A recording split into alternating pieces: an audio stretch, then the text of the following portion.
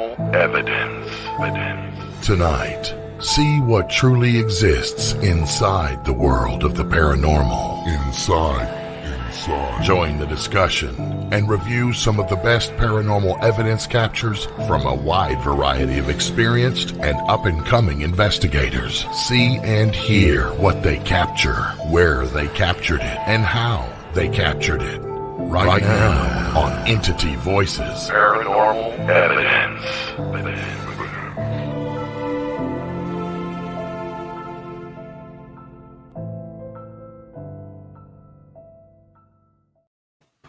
Good evening and welcome to Entity Voices Paranormal Evidence. I'm Tony Rathman.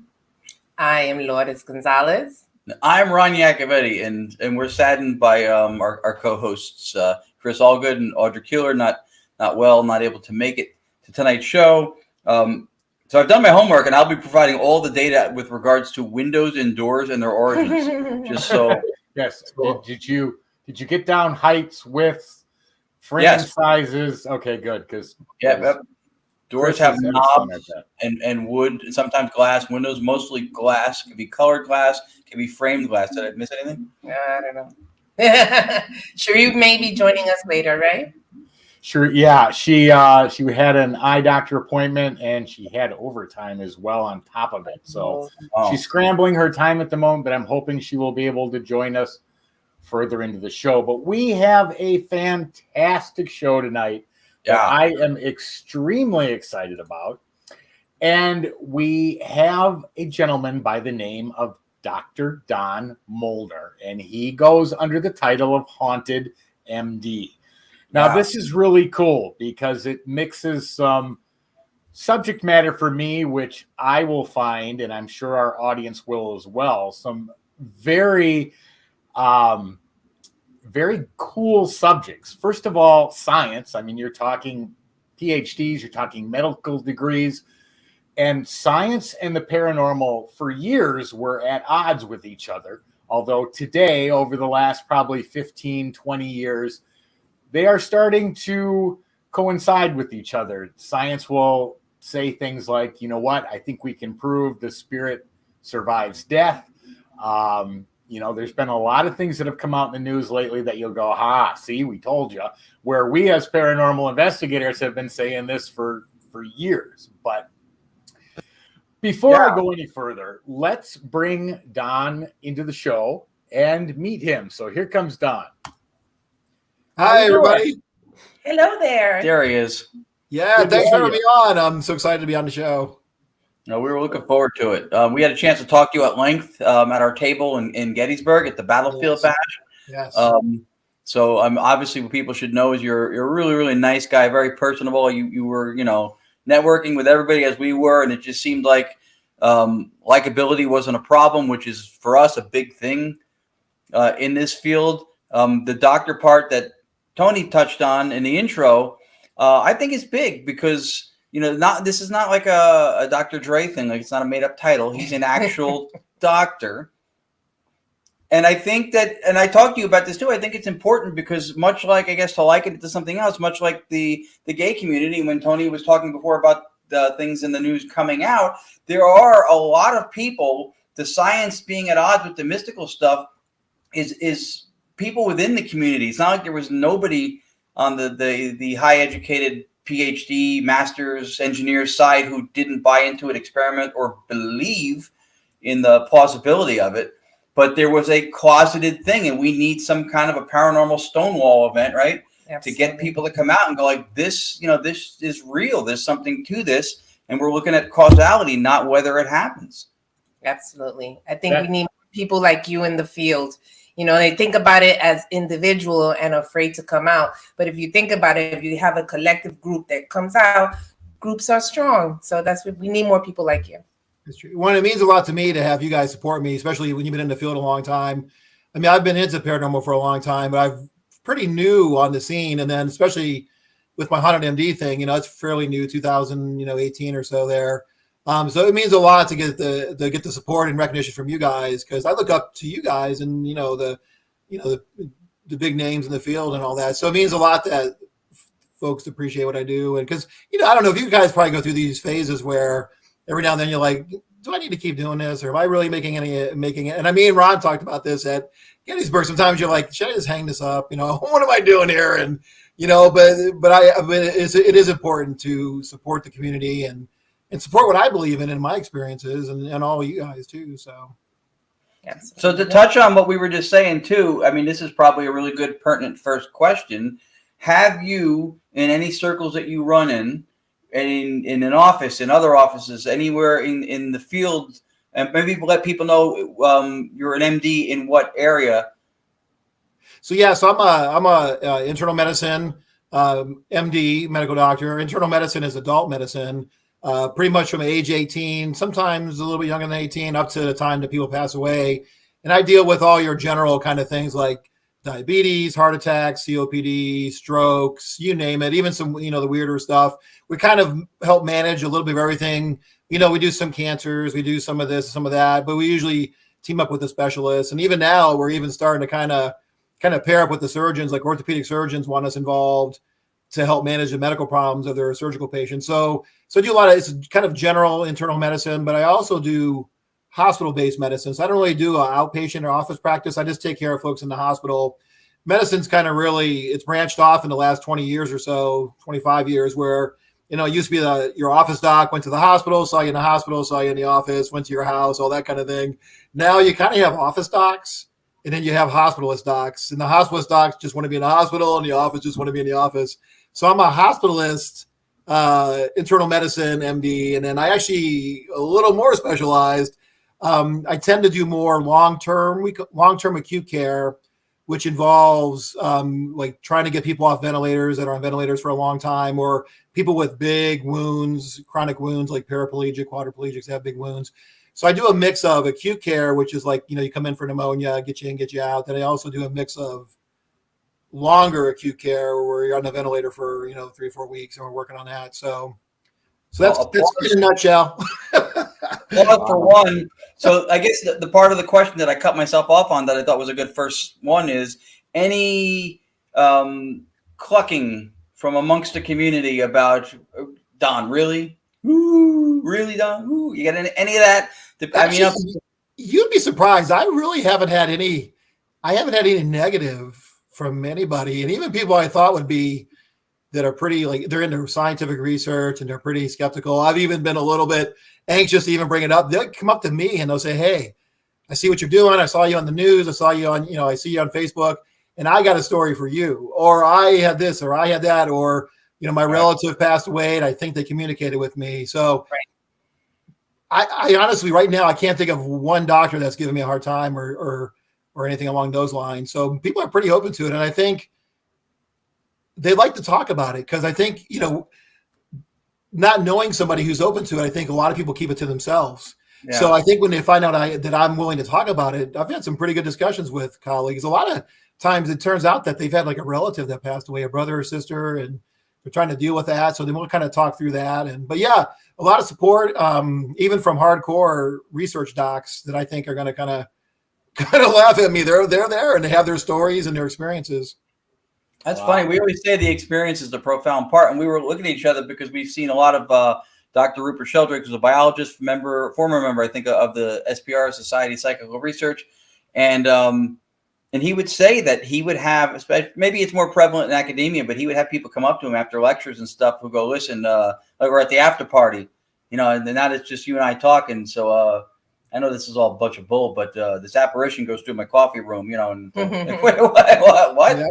Yep. But they'll come out and talk to him when it's, mano a mano, but they won't do it a lot of times openly yet because they don't want to be judged or anything like that. Which, once again, that's why I feel like people like you, it's very important because you're bringing it out because they're afraid to speak about it. And when they see someone like you openly talking about it, it helps them to be like, you know what? Let me say some stories too, or let me share some stuff. And that's important. And I've written about it in my books about when people go, one day science might accept, one day science might say and acknowledge, or science is not one guy or one person, one female, one male. It's not.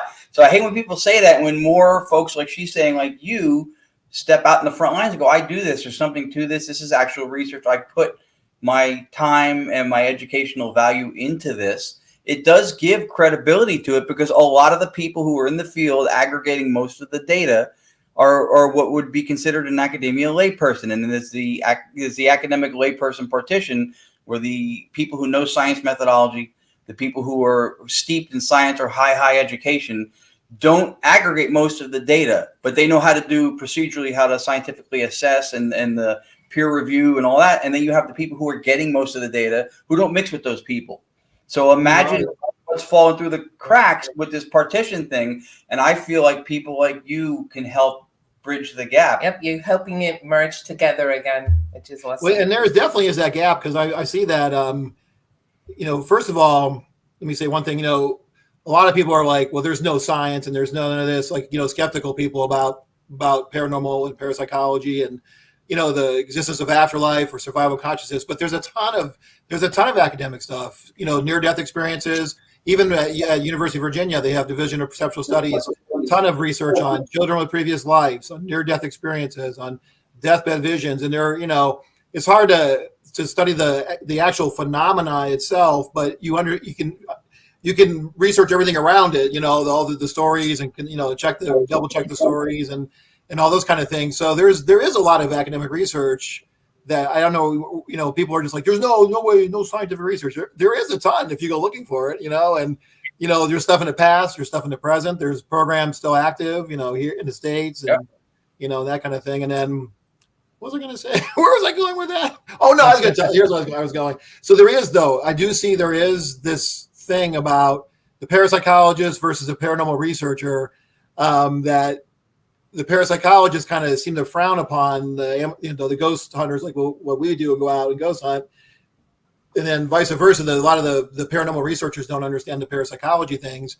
But it's crazy to me because we're doing the same thing, and I see both sides of that. I'm like, why doesn't the parapsychology folks embrace the paranormal researchers? I mean, there's so much evidence and we're all looking for the same thing. We're just calling it something different. And right. I don't know, it'd be nice to somehow figure out how to bridge that gap. And I think we are. I know there's this thing, what is it called? Citizens. Have you guys heard of the Citizens? It's amateur scientists that can contribute their data into and there's scientists involved, and I'm totally drawing a blank on it. Anyways, there is starting to be some programs that are kind of trying to meld together the two worlds of paranormal. So yeah, it's important. Yeah. It's important. So I have a question. I asked this of every guest that's on Entity Voices Paranormal Evidence for the first time. But how did you get involved into the paranormal? I mean, was it because of your professional job working in hospitals, maybe seeing on a daily basis people passing away, or how did it start for you? Where did your interest come from, and how did it lead you to where you are today? Well, it's kind of been like an all life thing, right? Some of my earliest memories are like spooky occurrences. So I've always kind of had had experiences and kind of wondered about it. And then my family was pretty open to it. My dad he was big into like Bigfoot, UFOs. I grew up in Ohio on Lake Erie and Lorain. And Lake Erie, I don't know if you guys know, but and even Ohio for that matter, is just so much paranormal stuff. But along the lake there, ghosts and ghost ships and UFOs and Bigfoot and witches, and all this stuff. And so it was like just a hotbed. It was like, meant to be kind of thing. So my dad was into the paranormal side. He was religious, but not a big church guy. And then my mom was more into making sure we knew about angels and God and heaven, but we had an open forum about it. So we always had a real open family to discuss. We'd often sit around as I got older, me and my two sisters, I'm the oldest, two younger sisters, and we would talk about, hey, did you have any experiences? What experiences did you have? And in fact, we even thought that my grandfather, my dad's dad, we thought he would visit us quite a bit because he grew roses, and he was really into roses, and he died right before I was born. And every now and then, well, actually frequently, we would smell roses out of nowhere, like this real strong natural smell of roses in the house. And we would, either experience it together, or somebody would experience it, say, hey, I'm smelling roses. So at that time, kind of throughout my life and, from childhood to my teen years, we always were like, well, grandpa's visiting, and at one point, this is a kind of funny story. At one point, I think it's about 12 or 13, we actually had a little seance we got a candle out. This is like my earliest ghost hunting days. got a candle out, sat around a kitchen table, me and my sisters, my mom and dad, and we tried to contact Grandpa. Nothing happened, but it was curious because we were getting that smell. So we were smelling the roses. Everybody was smelling it. So like, let's try and see if we could contact Grandpa. And so we got the candle, but nothing happened. But anyways, what I'm getting at is I had a real open environment for it, open forum. It was, always something that we kind of all believed in. And then just throughout my life, I mean, honestly, it sounds crazy, but I've always had little things happen. I mean, even to this day, little things happen to kind of catch you off guard and all that kind of stuff. So it seemed natural thing. And then kind of how I got into investigating was, I seen the shows early in like the early 2000s. I saw Ghost Hunters and I was blown away. Like, oh my God, what? You can research this? And I don't know why I didn't know before that, but it was like, when Ghost Hunters first started, and I was this, I was captivated and sucked into the whole thing. And then I started watching Ghost Adventures and Most Haunted and Paranormal State, you name it. I watched all those shows. And then I still didn't really join a team until I moved from Ohio to Virginia. And that was I moved to Virginia in 2009. And I heard about a team called Twisted Paranormal 2011. And I joined them in 2012. And that's kind of when I started investigating. But I started investigating with the idea to try to understand or experience or learn about the things I had happen to me all my life and try to make some sense out of it. So that's where I am now. That's a big impetus to get started too. Yeah. When you've had something personal. We always say that, even for the people who are on the fence who don't buy into it. All it takes is one really profound, inexplicable, like when they search their mind for every possible debunkery based. By the way, debunkery is not. You can't use it in Scrabble. But it sounds good though. Yeah, but when you look for all those things and they can't come up with something, a lot of times they'll either go to denial or maybe they'll start to look at it and go, all right, maybe there's something to this, and they'll come up with explanations that are less rational than something spiritual having happened, because it's not spiritual. Anything else, the Keebler elves broke into my house, they left cookie crumbs, they knocked over the chandelier, wasn't a ghost. I mean, whatever it is, but they'll try something to get away from it.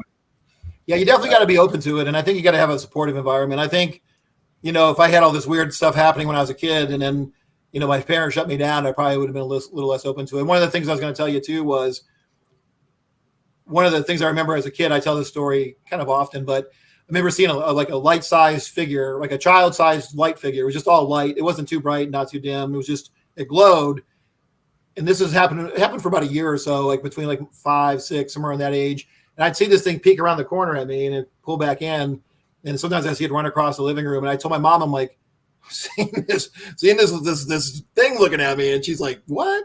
And she like rolled with it. She was like, hey, I think it's your guardian angel. So that's what I thought of it as, right? My guardian angel. But my mom could have easily shut me down and said, what's wrong with you? And, but we just rolled with it. And I'm like, Mom, I'm seeing that thing again. And she's like, oh, he's just, he's watching out for you. So she was real. I think just having that kind of environment, I think, allowed it to, be something that was allowed. Makes a huge difference to have that environment. We've talked about that many times on the show, but when a little kid wakes up and says, hey, I saw grandma last night, and mom's like, no, you didn't. That's not possible. You couldn't have.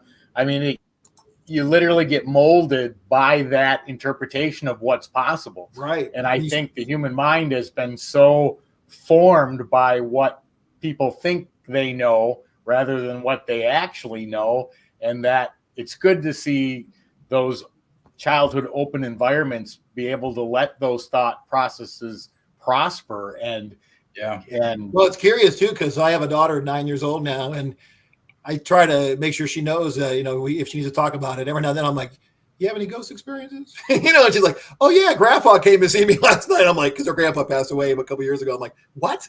I'm like, tell me about it. So I try to make sure that I provide that environment for her. And she actually wants to go ghost hunting with me when she gets a little bit older. But so yeah, so it's actually interesting, some of those paranormal sensitivities. I don't think I'm psychic or anything, but some of that runs in families where you're, it kind of gets passed down, that ability to be more open to it, or, even psychic abilities, that kind of stuff. But I was curious about her because, every now and then she'll just tell me too, like, Daddy, I saw a shadow go down the stairs. I'm like, what?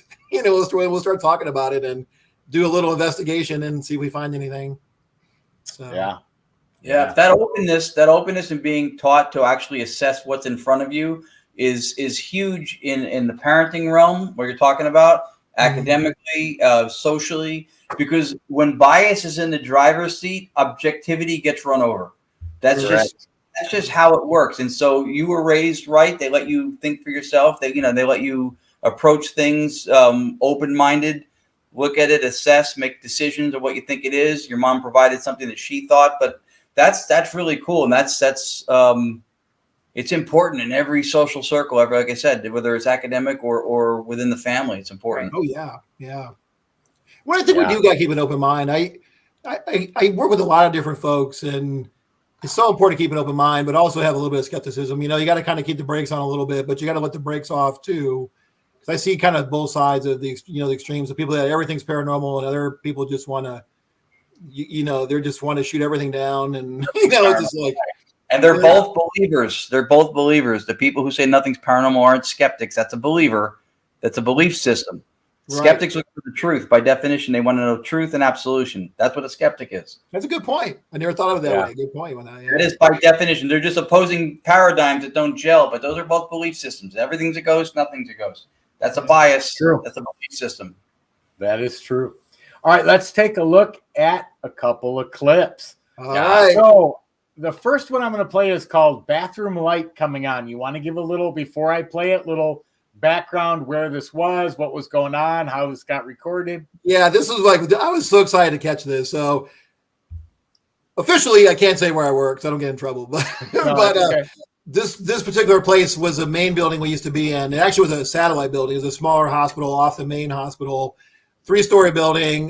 This particular video was in our office area. Our office area was a place where we could kind of gather. There was we could put our stuff down, use the computers. There was a little TV set and a couple of bathrooms and a couple of showers, a couple of sleeping areas. It wasn't really an office like where you see patients, but just our area where we hung out. Notoriously, everybody's like, something is in this office. That's what kind of clued me into when I first started there. Like, you got to investigate this office. If you're a ghost hunter, you need to investigate this office because there's something spooky happening in this office. So, and one day I ended up sneaking in a bunch of equipment and set up my DVR system with different cameras in different parts of the office. And then I caught this. So one of the stories is that what we're going to see, I won't spoil it, happens and we don't know why. There's a motion sensor that gets triggered. And it's not just what's going to happen in the video, but also the paper towel dispensers run. So, and it just comes on and people get freaked out. In fact, a few months ago, before we actually moved into the main hospital, right before we moved in, somebody was telling me, this happened and I don't know what to do about it. So this is reported phenomenon that I actually caught that I was so excited about. All right. Well, let's take a look at this clip. Here it is.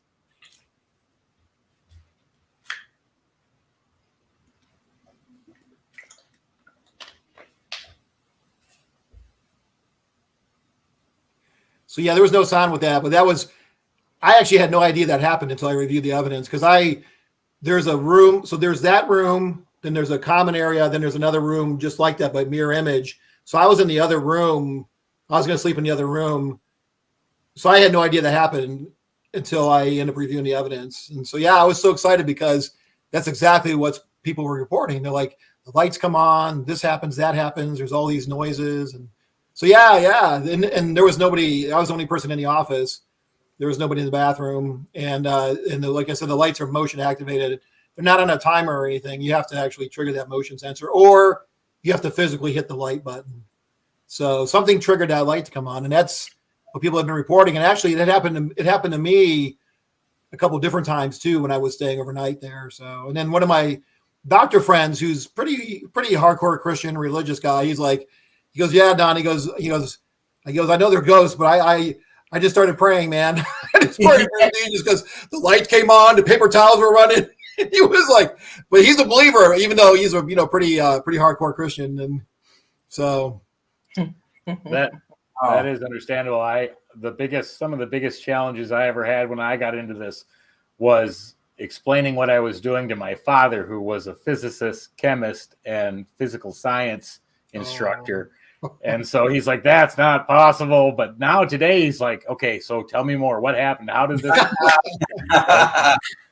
People come around when you got evidence for them, besides just your stories. When you can show people evidence, right. Even good EVPs, I see a lot of people crumble with that stuff. So Yep. All right. So you're right. still biased with those things too. It's the same thing. What did Peter James, the late psychic, used to say? For the believer, no evidence is necessary. For the skeptic, no evidence will do. Exactly. Yeah. That's true, man. That's true. That's so true. And we've seen that, 1,000 times over the last decade or more. But it's true. I mean, you've got people that just go, yep, I believe it. And then, like you said, for the skeptic, no evidence is good enough. What's that line you always used to say? They could be looking for Bigfoot. He could hand them their lost car keys and they still wouldn't believe Yeah, it. that's right. I had one guy, he was a father of a doctor friend of mine. A doctor friend of mine was giving me a couch. Her and her husband were getting married and they were moving. They're like, hey, we got this couch love seat thing. You want it for free? Just if you come pick it up, we'll pick it up. So me and my son got a U-Haul, went down there and got it. And this dad, they're from India, Indian descent. And he was like big into like ships. He was involved with ships and like helping guide, almost like a guide the ships in the port, and he managed ships and things like that. And he was telling me about the story about the one ship that the guy swore was haunted, and he had to go on there and try to prove it wasn't. And so he was real skeptical. He didn't believe. But then I started playing some EVPs that I had, and he tried to argue him away, but you could even see he was having a hard time, like trying to explain why these, because the EVPs I played them were like direct answers to direct questions. It wasn't like just some weird random words. So he was kind of, by the time I left the house, he was a little more of a believer, I think. But all right. So the next one I'm going to play is called Paper Towel Dispenser Triggered. Oh, so yeah, this is a nice setup here. So this is the other phenomenon that would happen in our office at work. The paper towel dispenser would run. That's also motion activated. So sometimes you would get both. Sometimes you would get one. Sometimes there was no rhyme or reason. It would be quiet for days and days, and then all of a sudden it would just start cranking out, trying to get your attention. So yeah, this is one of the phenomena that happened in our office. All right, here comes that clip.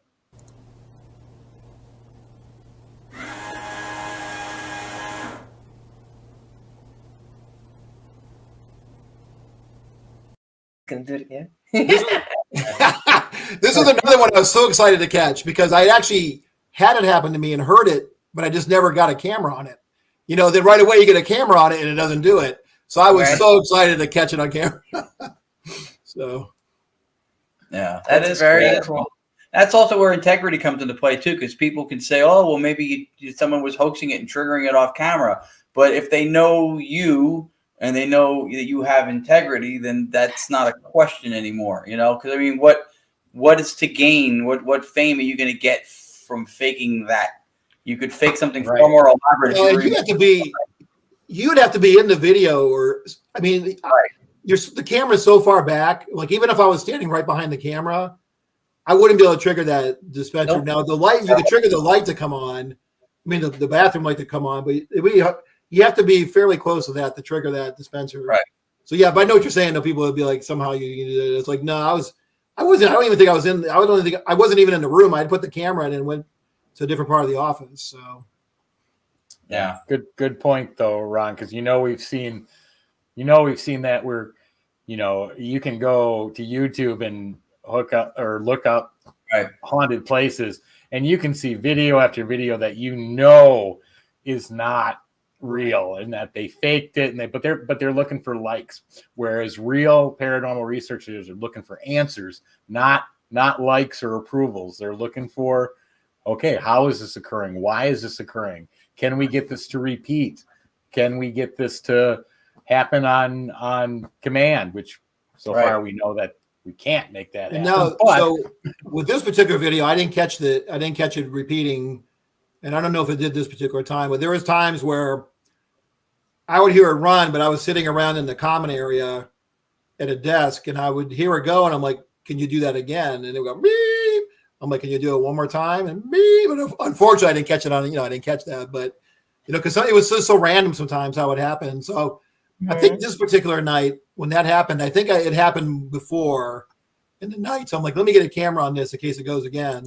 So I think that's how that went down. Comment from the audience. Carol says most of the time you can't even get those paper towel sensors to work. Yeah, seriously.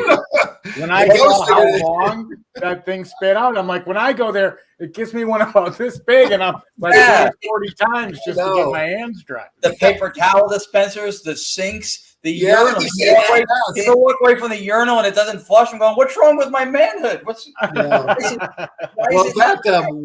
that particular bathroom? One of my doctor friends, she would close that door. If she slept in that room, she would close the door, or she would sleep in a different room and close both doors because she was so freaked out by that thing going off.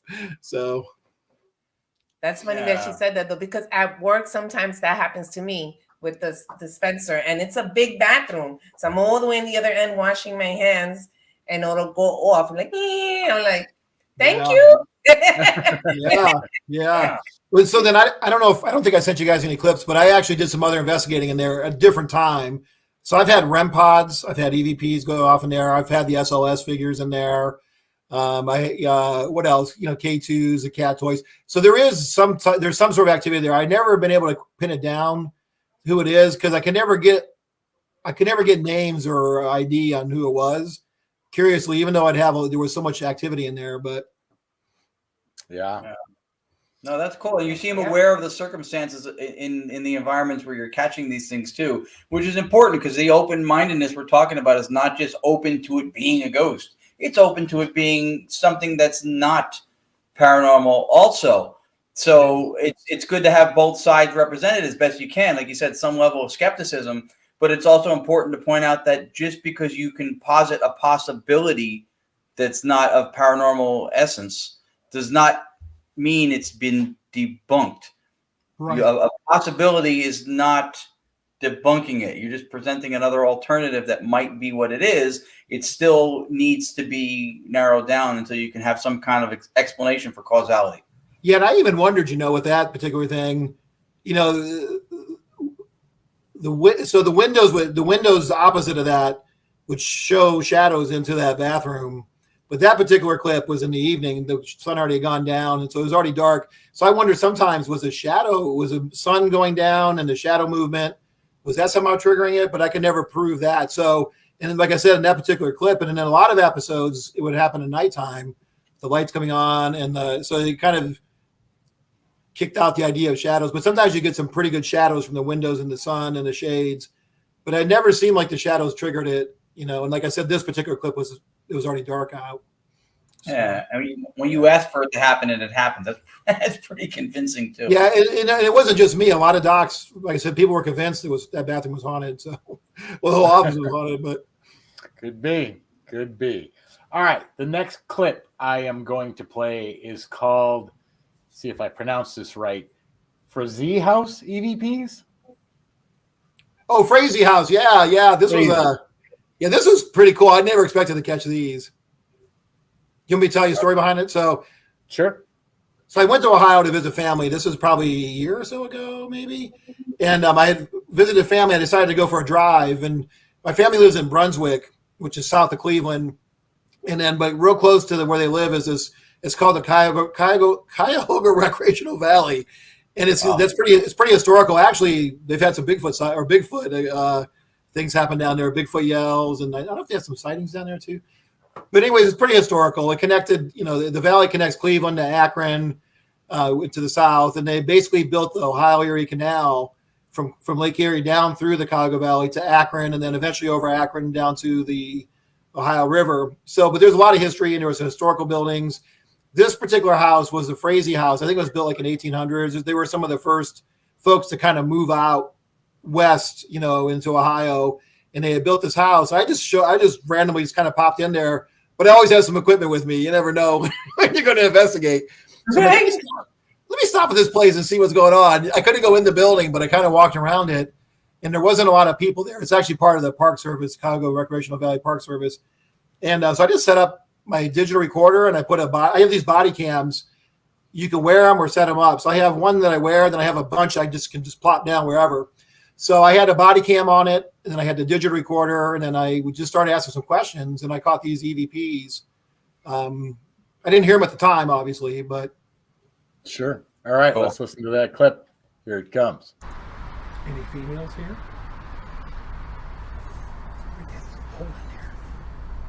If that was put at the time.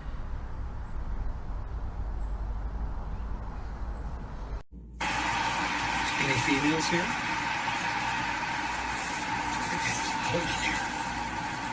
That was quote at the time.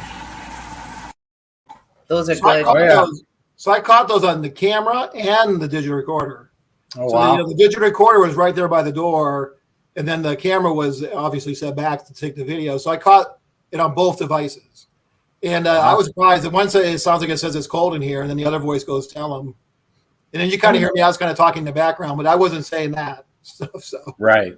and there was nobody else with me. There wasn't anybody else around me. You know what I love about them, and besides the fact that they're freaking clear, also for people watching, if you're new to this stuff, that Olympus recorder you have is a great recorder to use out in the field. I noticed that the speaker as well.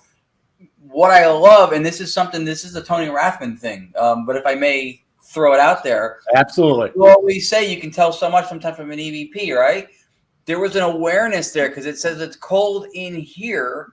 Tell him. So if in fact they're referring to Don, that's an acknowledgement of the fact that he is outside of a physical barrier, that he is opposite from where they are, that they're inside. Tell him it's cold in here. I mean, you're borrowing a little bit of license to assume that they're addressing him, but circumstantially, it's pretty well supported. Yeah, I was blown away. The place had a little bit of a creepy feeling, but in a good way. Like you felt like there was maybe something there, maybe a little bit of sadness. But you kind of get that vibe, I feel like it felt like it was worthwhile trying to do some EVPs. Although I don't know if there's any I never actually researched to see if there's any ghost stories to go with it. But yeah, I was kind of blown away. I was like, those were good. Those were good. And I great. like what Ron said about, there was some enthusiasm in what they were saying, but that was the thing that when we started, I mean, we have every piece of equipment in the world, but you can't beat an EVP because right. Before you even focus on what they said, you can tell whether it's male or female. You can tell whether it's an adult or a child. You can tell an emotional state. Are they upset? Are they sad? Are they angry? Are they vengeful? You can get emotional state. You can get a rough age. You can get male or female. And then you can tell if they have a dialect or if they're speaking a different language or if they have some sort of accent, or you can tell so much before you even get to what they're going to tell you. Yeah. So to us, that's why we focused on EVPs and still do, is because you just can't beat that amount of evidence in a single capture. Yeah, and that audio too is all straight audio. Like very rarely do I go through it. I used to go through and amplify stuff. Now I just play it as I find it. So the first one where you saw the building, that was straight audio from the body camera, and then the other one that you guys saw was just through the speaker on the Olympus. But yeah, I love the Olympus, Ron. That's all I use pretty much. I bought one of the fancier ones, the Taskmans. I never really use it. I just use my Olympus all the time. Yeah, we have that one. I was like, oh, that recorder. Yeah, I got like 6 of them, but it's crazy. No, it's a good recorder, and that's a great point too. You know what? The place may not be haunted. We always preach that you can't determine a location as haunted just purely on the strength of getting anomalous vocals, because we get them everywhere. You can get them everywhere. So that could have just been spirits that were there at the time. Maybe they're always there, or maybe they showed up because they were following you. Who knows? But it was a big property back in the day. It was like hundreds of acres and all that. Plus, there's the canal's right across the street from there, the old canal and the train tracks. But there's so much potential for passerbyers or whatever. So go ahead. Well, no, it's something a lot about of conductors. Yeah, the train tracks and the water. Yes, the water. Yeah. There's the Cuyahoga River and the remnants of the Ohio Erie Canal and the train tracks. They were just right across the road. So yeah. Yep. Very cool. Those were very clear too. Thank you. Easy to understand. They are. That's super, super clear. And Tony's summation, I love. And then when he started saying that, I wanted you to go preach, Rathman. Preach. When he talks about all the stuff you can pull from an EVP, I love sitting listening to it. And I'm always hoping people are hearing that for the first time, going, "Holy crap!"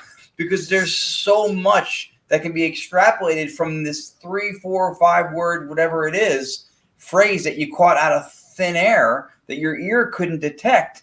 And when he lays all that stuff out, you realize and I would always say, right, this is not a field for the lazy. And when you can see what's there, like every time he goes through that list of stuff, I'm like, yeah, that's right. There's a lot nestled in that. And there's so much more than just the response. You can say, what's your name, or, are you, whatever you ask. But the response is part of the information. But like I said, there's a ton more. Like I said, you can tell all the things I listed off before you even get to what they answered. Yeah, this one, it was like spooky and cool at the same time, that there seemed to be at least two things, two entities or two, energies that were communicating and, coming to, trying to collaborate, right. Near me. So that was kind of pretty wild to think about. So. Yeah, Class A. Too. It is. They're Class A. Undeniable. Yeah, and like you said, it's multiple. It's entities speaking amongst themselves. Those are always great to capture, and we've caught that many, many, many, many times over the years. But it's always fun to hear, because when they're having a conversation amongst themselves, but then you go, okay, wait a minute, do they know I'm here? Was any of that intended for me, or were they talking?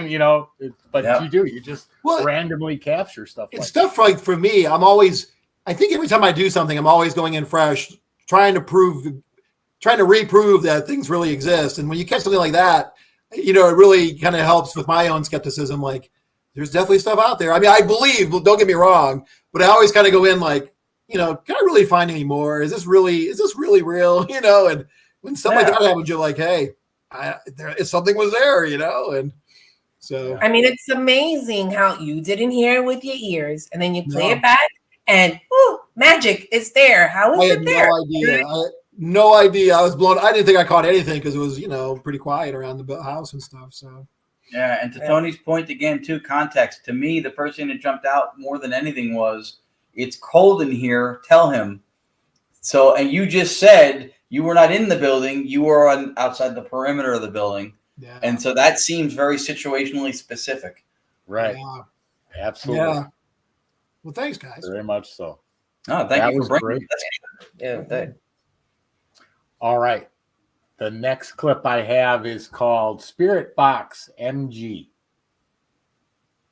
I already like it. Chris retitled them. I'm trying to think. Well, you know what? I know this is. Yeah, this was the one. This was LaGrange, or it was over by Richmond, south of Richmond. It was LaGrange, something LaGrange. It was an old plantation home that I was working with RTL Paranormal. I went out and was hanging out with them it was a public event, and we were out back. So it was an old plantation home. We were out back where the slave quarters used to be. The quarters were gone, but the foundations were still there. And we were using just a regular SB7 spirit box.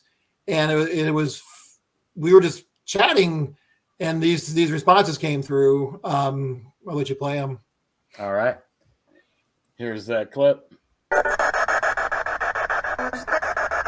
Who's that? It's like, who's that? It did. My name's Don. It said Don. Did you guys hear that? It said Don. That was good. Yeah. Two things right off the bat. One, freaking clear. Love it. Right, and mysterious voice. Like, it didn't sound like a radio voice. You have a good ear. You have a good ear, because it does take learning how to listen to those things to be able to pick up on more stuff in real time. Yeah. So that was apparent to me. The other thing I love is that you have the same thing that she has. No matter how many times we catch voices, no matter how clear, 1 word, 800 words, whatever, she gets, yeah. It's exciting. I get excited. It is. Yeah. It's done. It said done. I'm the same. That's what blew me away. I was like, it said my name, and then the voice was definitely something not normal, like a normal DJ voice on a radio or a song. So the reason why that was dark also, so that was my precursor to wearing body cams. I had got this, I don't think I have it out. I bought a pen cam, pen camera. You could wear it. It looked like a little pen, and it had a little camera on there. It was like shot in 1080, SD card, 32 gig, but it wouldn't shoot night vision. It just shot day vision. So I wore it and forgot about it not shooting night vision. So that's why that's black. It's actually a video, but we were outside. But yeah, I was blown away when it goes, "Who's that?" And then it said Don. I was just like, I couldn't believe it. Again, we all do that too. We all laugh for our laugh. We all do it. I've seen Tony's when he started doing direct radio voice, and even his box. He goes, "Can you say Tony Rathman?" They go, "Hey Tony." He goes, "They said, hey Tony." He gets excited. Oh yeah, Yeah. How do you not? you can't, because when you get and direct radio voice even more so, because it doesn't scan radio, so there should be no voices there. That helps it, but it doesn't matter. I don't care if it's EVP. I don't care if it's a spirit box.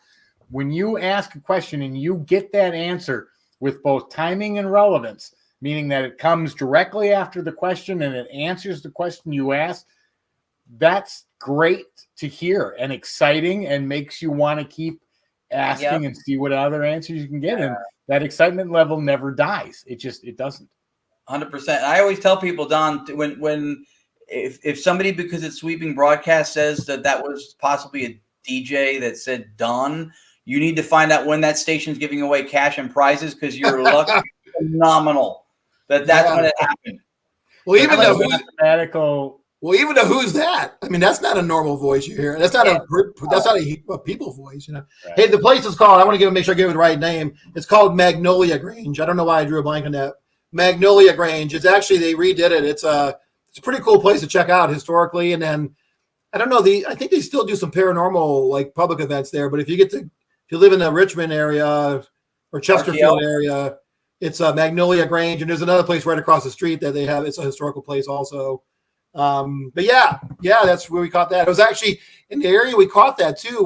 It was a hotbed of activity for seeing like shadow figures of slave or potential slaves and others interaction with other paranormal phenomena. So I want to give a quick shout out to RTL Paranormal. We've worked with them before. Ray Savino. Yep. Yes, great. Yeah.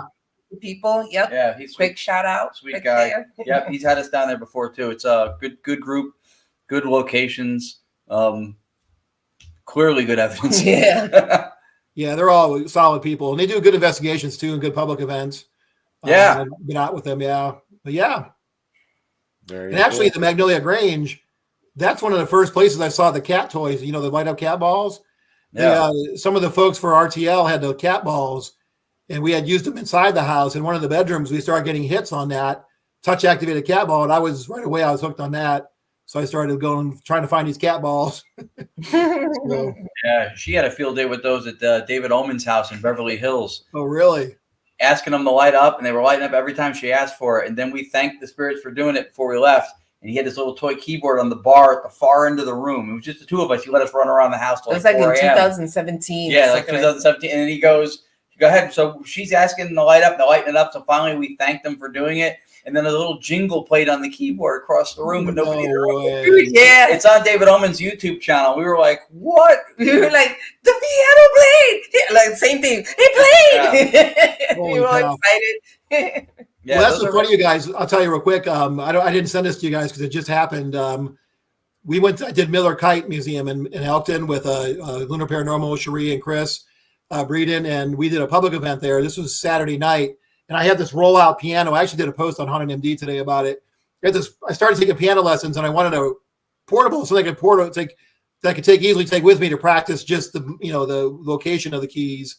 I have a regular keyboard, but it's cool because I thought I bought it to practice piano, but I'm like, this would be cool on ghost hunts. So I've taken it on a couple ghost hunts because it'd be easy for somebody to tap on it.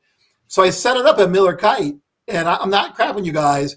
It sounded like something played a key at least once, maybe twice, one of the high pitch keys, and I caught it on camera. The sound, I didn't catch, fortunately I didn't catch an apparition, but it was interesting because the key played like at least once, probably twice. So it's kind of cool, but yeah, that is pretty cool. That is cool. A lot of times when pianos or keyboards get played anonymously like that, it's not the physicality of pressing the keys for some reason, even though that's the note that's struck. A lot of times it's the internal mechanism or the chord or something that they're affecting. You don't actually see them getting pushed down. Right. That's interesting because I wondered about that because it sounded like a piano, but it was a little quieter. So maybe it kind of goes along with if something was, stimulating it besides banging on it. Yeah. But yeah, it was interesting. You're absolutely right about the key, Ron, because it's an electromagnetic transfer to make the keyboard play the noise. The pushing the key is absolutely unnecessary. Same like we were talking about EVPs. The mic is actually unnecessary because they're not going through the mic, or you'd hear it with your ear. It's not a sound wave being picked up by a mic designed to capture sound waves. It's an electromagnetic transfer of that energy, creating the voice internally into the recorder. Yeah, that's a great point, and Yeah. that makes complete sense with regard to that device. For us, it's a physicality thing. In the materialist world, we got to hit a button, makes a noise, woohoo! But for them, not necessary. Yep. Right. Yeah, well, and, you know, at Miller Kite, when this thing played, I was blown away because I actually they had started the event, but I was still setting up equipment, and I heard it, and I'm like, did I just hear that? Did that piano just play? You know, so it was pretty exciting. You know, when you get something like that happen, it's just like hearing your voice, the voices, right? You know, you get so excited when something happens that you just don't think will. And so let's make a point to make an emphasis right now, because if somewhere in the next 6 months to 6 years, you're going to show up in investigation, there's going to be keyboards laid out all over the freaking floor. Don Molnar started it. That's right. You heard it here first. That's right. I posted about it. I would start a new trend, man. REM pod keyboards. Yeah. And you know, and it's like a mat with the keys on it, but it's a pretty nice thing. It has a lot of functionality. It has several different tones, rhythms. You can record on it. You can hook a microphone. You can hook it to an amp. It's actually pretty impressive for for how cheap as it was and what it really is, you know. So, Wow. But anyway. All right. Well, that takes me to the next clip called SLS Figure and K2 EMF.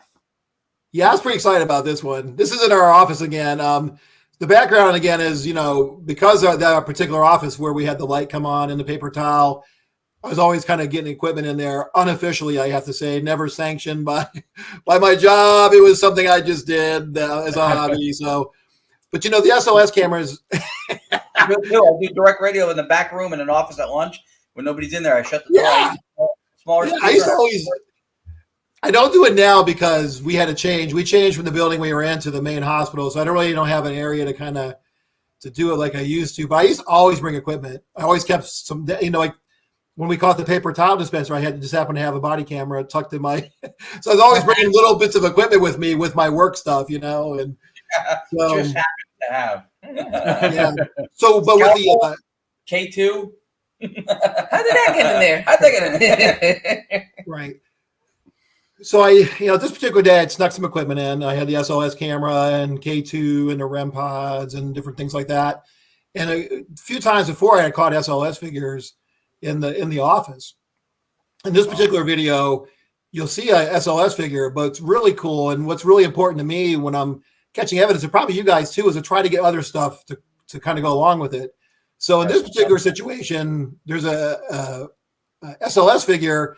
But then I said, touch the K2 or make the K2 go off. And sure enough, I think in the clip you're going to play, it reaches up and it looks like it actually touches the K2 and the K2 flickers, you know? So I'm like, holy cow, I was blown away just because you had that kind of correspondence. And I know people can poo-poo it. And I know there's a lot of poo-poo about the SLS camera. I'm actually a fan of them in the right situations. I want to do some more work with them and try to bring some more credibility to them. But I actually like them. And I think you just got to know how to use them. And but in this situation, it was interesting to have an SLS figure and get other stuff to happen. So that's brilliant. That's brilliant, Don. That's corroborative evidence is one of the most important things. That's why we spend our life savings on toys. Right. That's right. Not just because they're pretty lights. All right, let's take a look at this clip. Here it comes. Black box with the antenna go off. Oh, good job. I don't know if you guys can see the K2's flickering. Can you do that again? Thank you. So I want to show you guys. So I'm catching the stick figure, and we got the K2 going off. That's pretty good stuff. Wow. That was good. I know in that particular situation, people argue, well, could you be falsely mapping that trash can?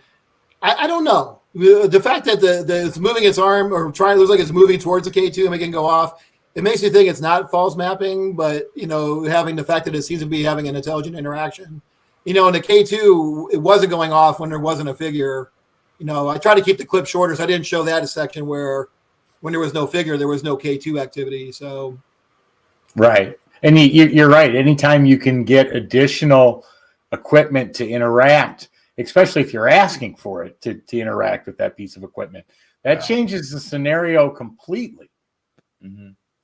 And I think, I don't know if it was in that clip that you played, there was another addition to that clip where another figure appeared. There was the one by the trash can, then there was another one that appeared to the side of it, and then the K2 was still flickering. So yeah, I don't know if I sent you the whole thing or not, but so I thought it was cool to have the both things happening. Yeah, that definitely helps solidify it. The next one is titled K2 and SLS figure Swinona.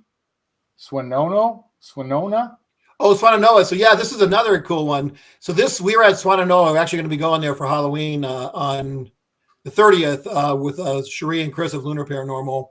And we were, Swannanoa, it was this huge marble mansion this guy built, Mr. Dooley. He was an entrepreneur and business guy from Richmond, Virginia. Actually has a huge house in Richmond too that they built. But they built this summer home on top of Afton Mountain. It's about 30 minutes west of Charlottesville. They kind of have a place to escape the heat and all that kind of stuff. And so it's this huge marble mansion. And really, they don't let anybody investigate there. But they started letting Cherie of Lunar Paranormal come in because they liked what she was doing. And we also were giving back to the house and giving back to the Cat Action group. So for charity events. So they let us come in and do public events. They don't let anybody do any private events. But this was a public event. And we were walking through, I think it was Mr. Dooley's room. Mr. Dooley was the guy who built the place for his wife, Mrs. Dooley. And we caught this stick figure floating in the air. And once again, I wanted to try to see if I can get some additional, interaction. And sure enough, the K2 goes off again with the stick figure there. Now, interestingly, me and Mr. Dooley, believe it or not, seem to have this interaction where he likes when I come to Swannanoa. And he actually initially was mad. We kind of got all this information through using the flashlight technique and EVPs and things like that, where he was kind of mad about me being a ghost hunter as a doctor because he was involved with VCU in Richmond. He was a board of directors in the early medical school days of VCU. So back in those days, I guess it wasn't cool for doctors to ghost hunt. So he actually indicated that he was pretty upset. Right. He was pretty upset. So every time we go back, it seemed like me and Mr. Dooley kind of have some interactions, but they've become more positive. So in this clip, I don't know if it was Mr. Dooley, but there was definitely a figure floating, and we got some K2 action to go along with it. All right, let's take a look. Here's that clip. Is the K2 going off for now? Can you tell us your name and this device I'm holding in my hand? So I get away. Oh, there it went. It went. Look at that. No shit. Can you grab the machine?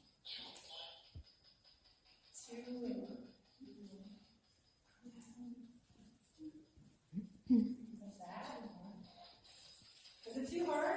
Try touching that machine. It'll light up pretty colors.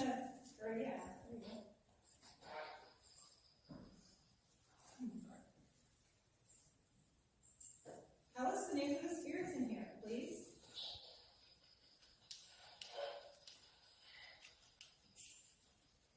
Are there any females in here? That would be mapping.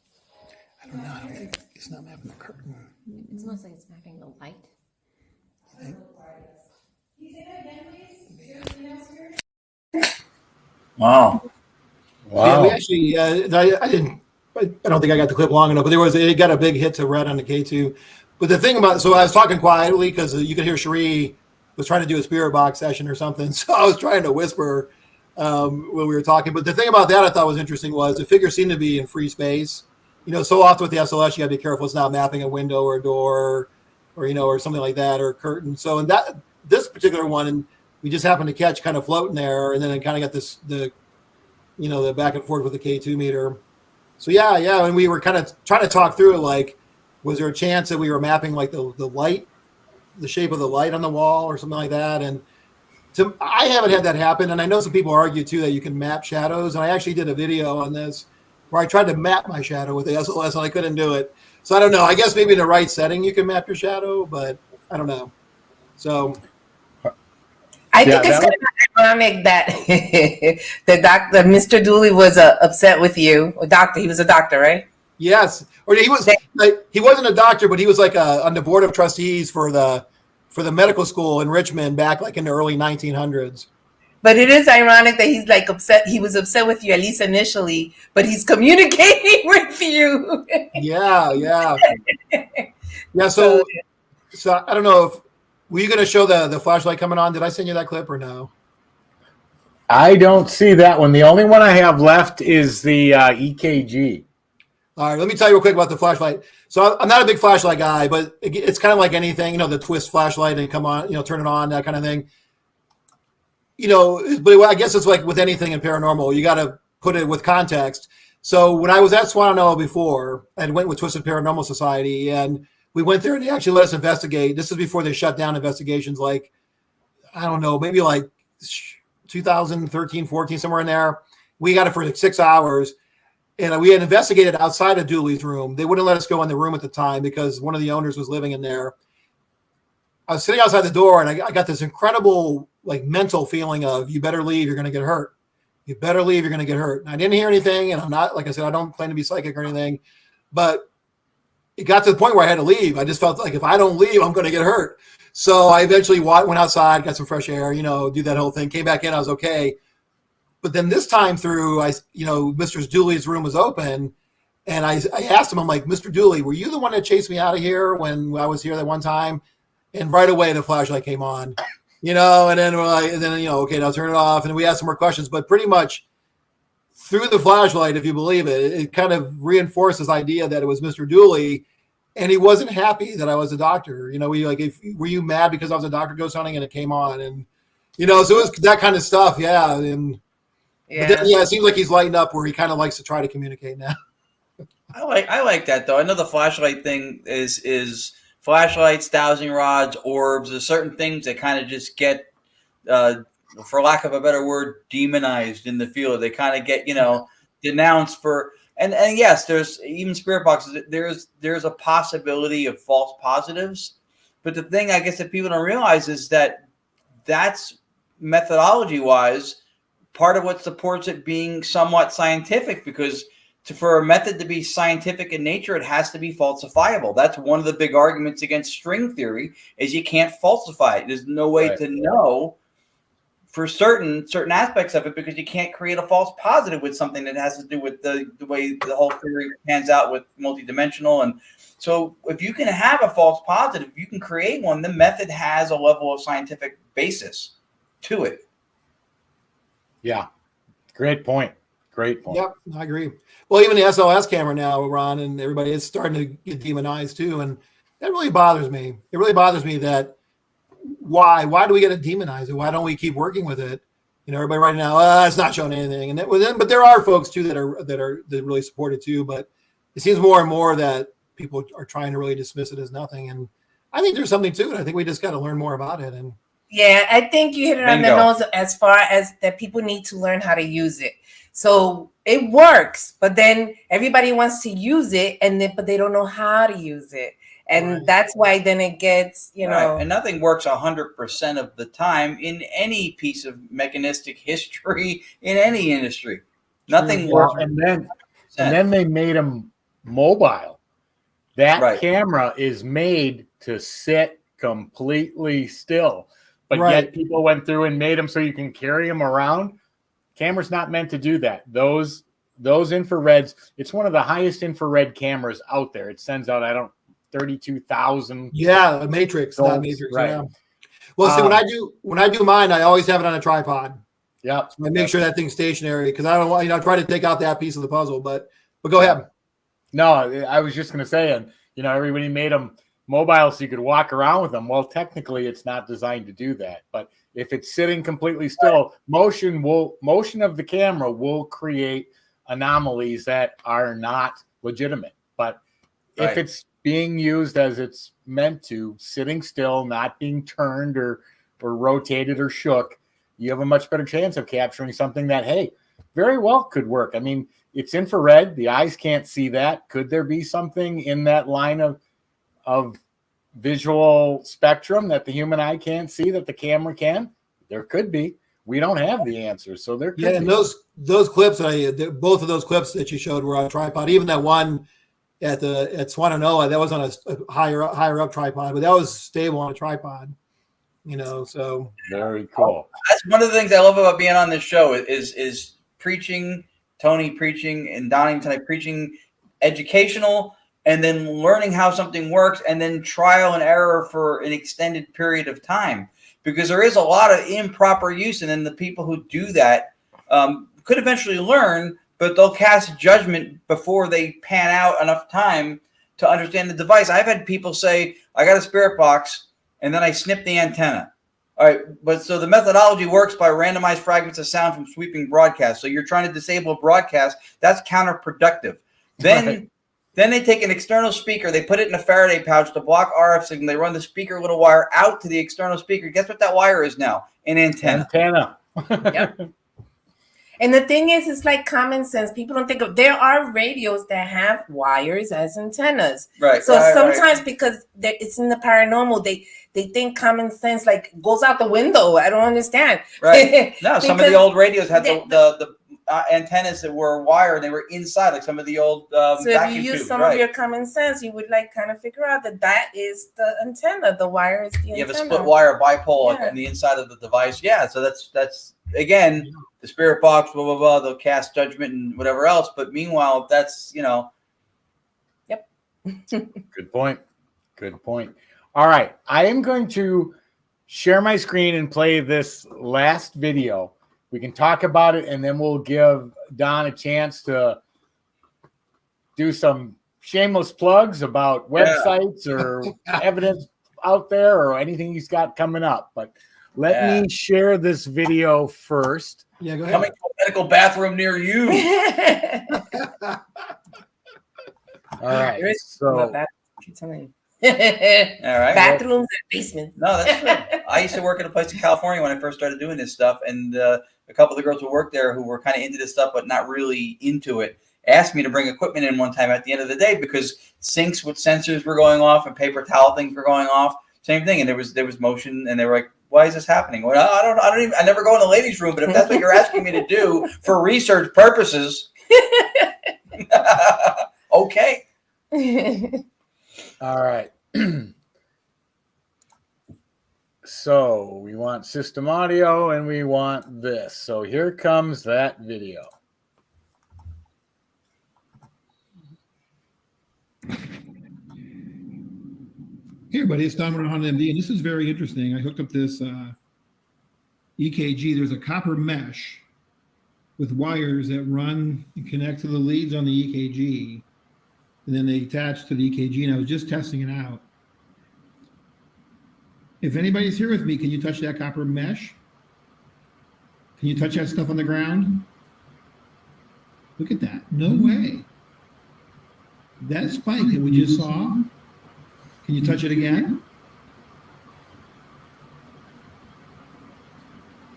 Can you touch the copper mesh again for me? On the floor? Looks like something's tapping on it. Can you use a lot of your energy? Can you really grab a hold of that mesh? Make a big spike? So that green line there should be a flat line, or mostly be flat line. But it was interesting because I started using this, and you see I got those huge spikes. Oh, look at that. Oh, are you monkeying around with that?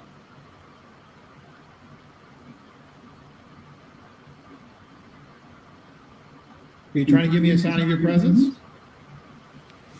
That's interesting. Look at that. Wow.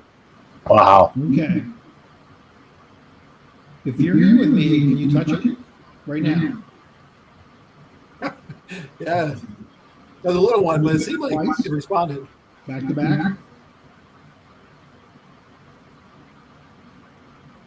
Can you use more energy? Can you give me a big? Can you I was looking for spikes like that. Big spikes.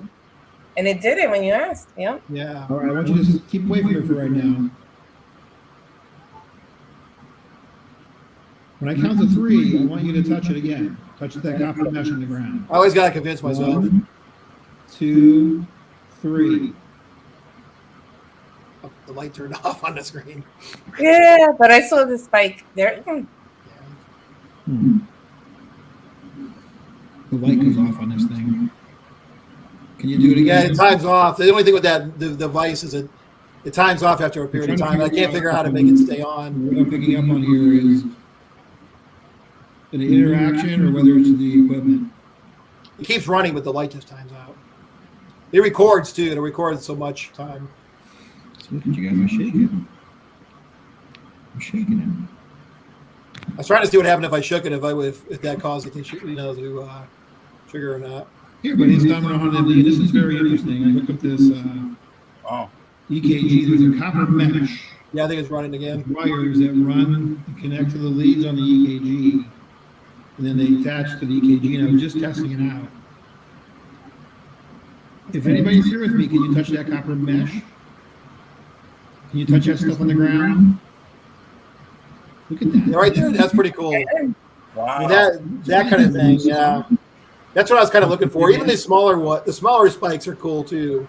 Not so much those. There's a little bit of roughness to the baseline, but when you see some good spikes,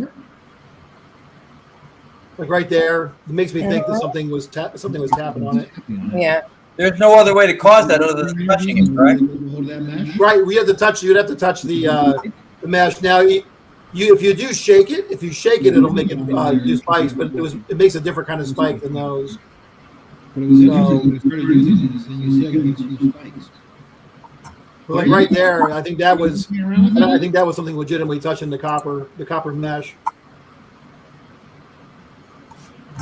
That's really interesting. You're trying to give me a sign of presence?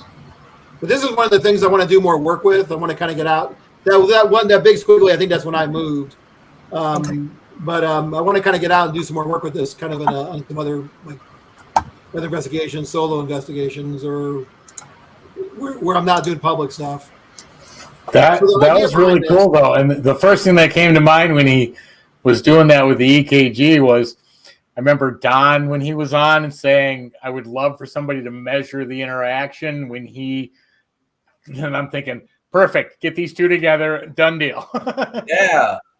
No, that's really interesting. It's a good idea. You can Two Dons make it right. Two Dons make it right.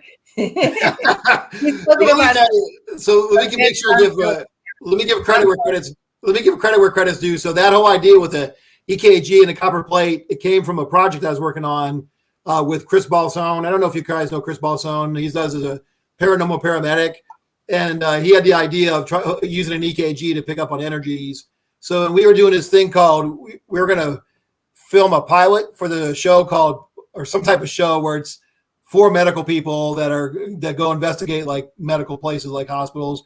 So one of the things that we were going to use was the EKG machine hooked up to a copper plate. So originally it was a copper plate. Then I kind of thought, wouldn't it be cool to use a mesh? Because you could use mesh to kind of cover a bigger area.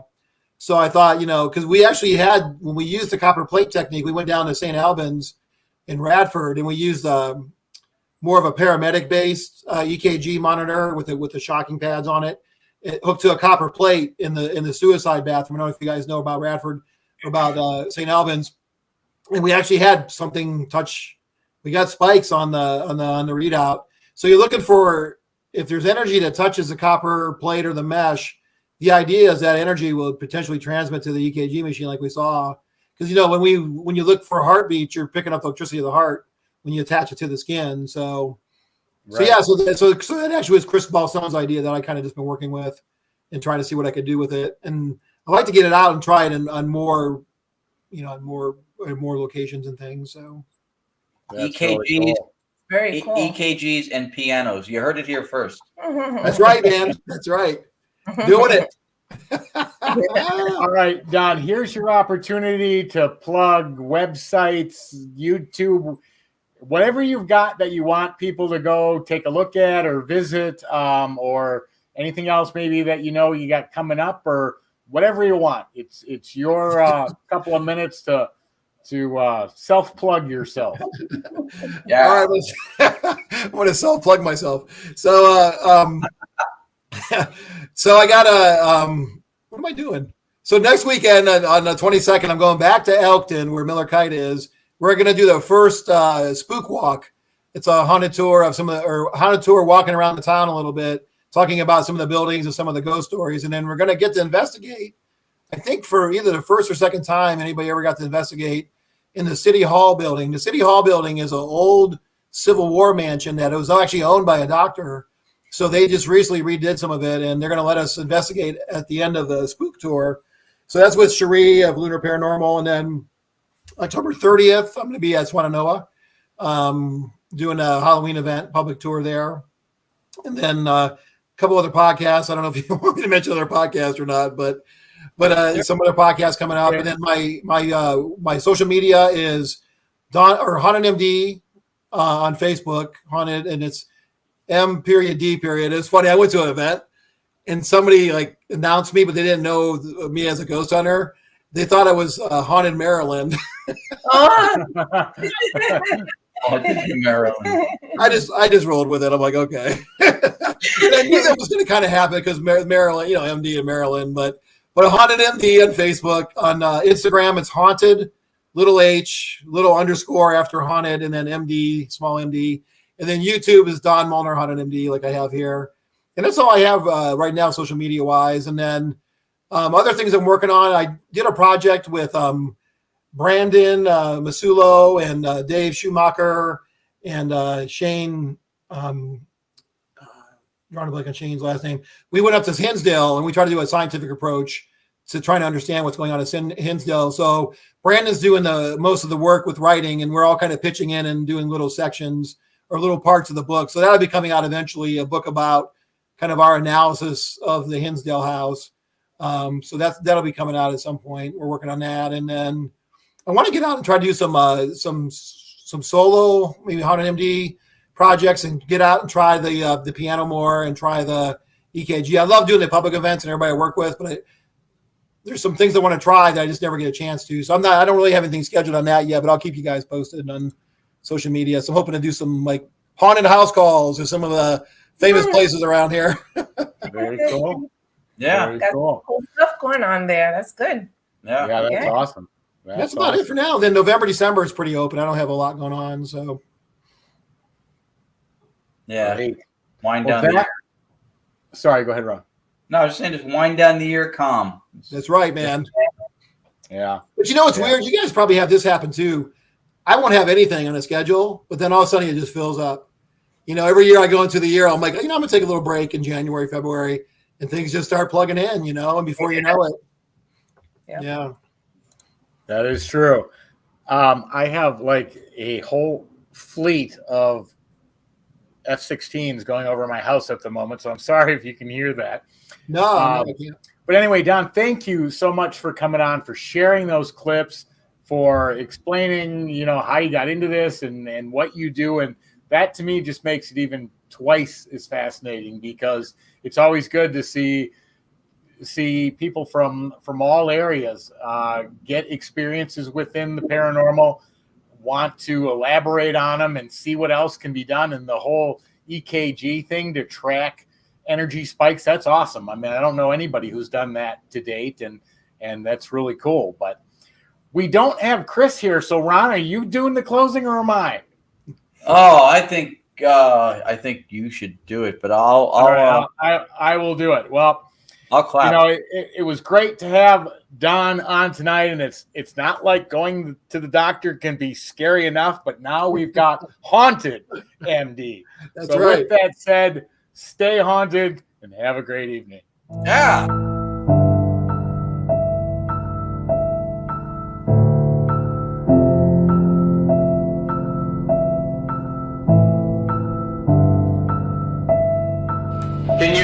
Can you give me a name? What's your name?